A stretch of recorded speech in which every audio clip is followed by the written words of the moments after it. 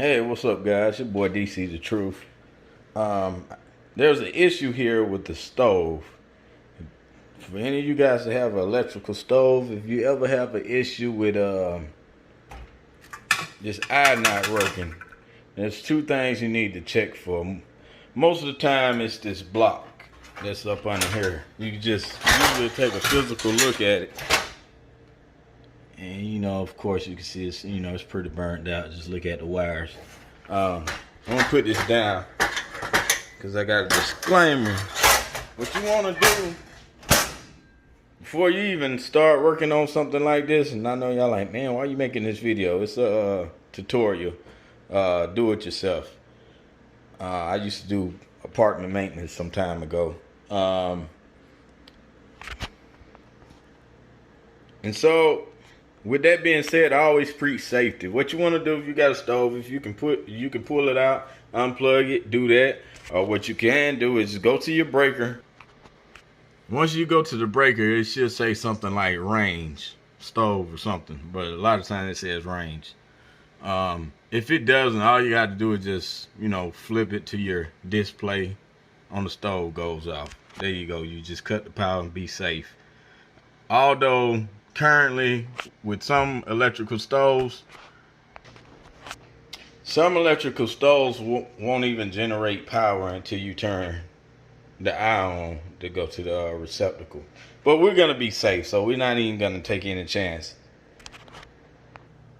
Also, another thing I like to do is grab a voltmeter here, and what you're gonna do is you want to set it to the setting right here called ohms. This meter in particular, I like to set it over here, and then I have to hit the button. You put it on the audible button. This right here shows you got continuity. So with that being said, you touch these two leads. I'm sorry. You touch these two leads. So hold on. So obviously y'all can hear that I'm getting continuity off of this element. It goes to show me the element hasn't burned out anywhere in here, so this is still good. So it goes back to my original. Like I said, I was doing this a long time. It goes back to show you that this is the problem. So okay, let's see about replacing it. Damn, guys, I'm sorry. I just broke my tripod, so I'm trying to prop my phone up so you can see what I'm doing. First things first, I could replace this whole thing. I'm going to remove this screw, and I'm going to chop these wires right here. And you could just use a regular screwdriver to take this out. I had to use my cheap drill. Okay, so that takes that off the bracket. And I'm gonna snip it. The new one is about this size. I don't want to have too many wires exposing. I don't know if you guys can see me. I don't want to have too much wire, so I guess I can snip it. But sometimes I don't want to have too little either. So a lot of the time I just, I might just cut right there just in case something go wrong. So all right, I'll show you that. I hate this one. Okay. So this is a wire stripper and crimper or whatever. Nobody really uses this to crimp. So let's see. The cutting part is on the back end of this. So we're gonna chop that and chop that. Now, what I should have did was read the wire, see what gauge it is. I'm gonna assume I can just put it right here at the bottom, and we're gonna probably cut about this much off. What you want to do with this, give it a little turn, Get it on there real good. Turn and pull.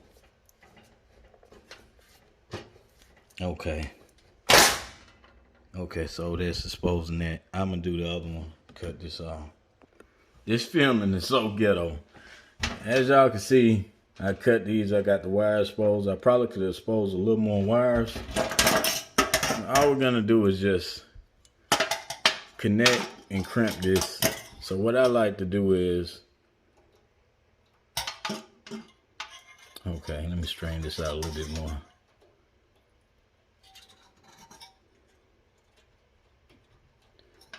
Put this right here. I don't know if y'all will be able to see it, but what I like to do is I put that in there as far as it can go. Take me a pair of channel locks.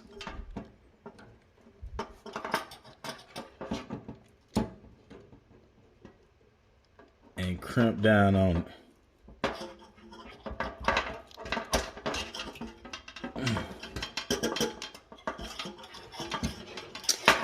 Well, that didn't work the way I needed to. Hopefully, I'm gonna get it together. Well, okay. I'm a bit rusty. I did manage to crimp this on here. So what we're gonna do is just this is a little different from the other one. I can bend this back up. We're gonna make it work. Okay, so I bent that up like that. I'm gonna put that back up here. What did I do with that screw? Okay, I found the screw. What I'm gonna do, line the hole up. I don't know why I'm shaking, man. I need to eat something. So we're gonna just try to hand tighten this. Like I say, get your screwdriver. In my case, I'm just gonna, oh, come on. In my case, I'm just gonna use the cheap drill.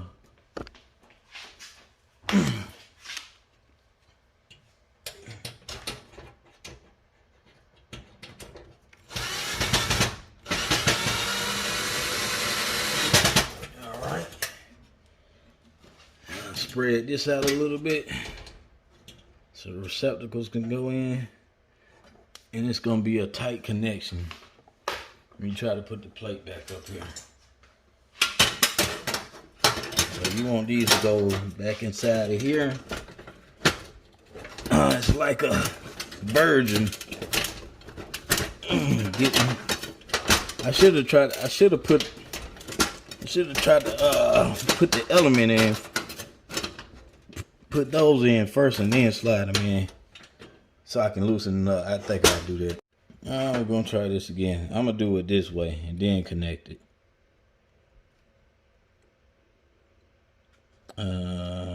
Okay. All right. Well, never mind. Take it back out. Damn, so tight when it's brand new.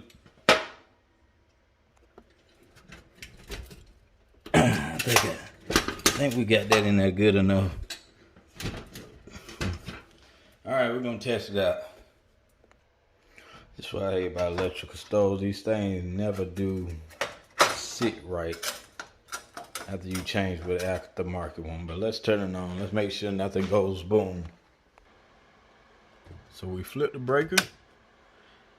It didn't trip. That's a good sign.